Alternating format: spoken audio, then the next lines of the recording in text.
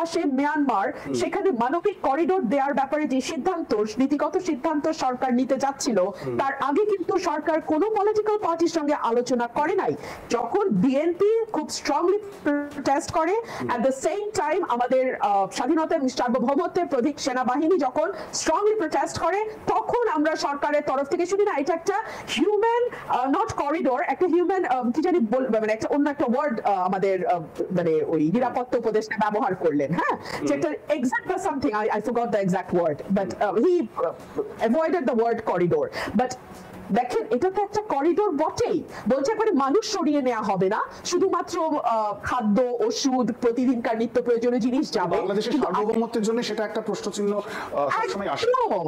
একদম। এবং আপনি যদি গাজার অবস্থা দেখেন, আপনি যদি ইউক্রেনের অবস্থা দেখেন, আপনি দেখবেন যে এই করিডোর গুলো কোনো ভালো মানে খবর বয়ে নিয়ে আসে না যে দেশ করিডোর দিচ্ছে তার জন্য। সো এই জায়গাটিতে আমরা দেখছি ডক্টর ইউনূসের ব্যর্থতা, আমরা দেখছি ডক্টর ইউনূস আসলে বিহাইন্ড দ্য স্ক্রিন উনি কি করতে চাইছেন এটা আমাদের কাছে খুব স্পষ্ট নয়।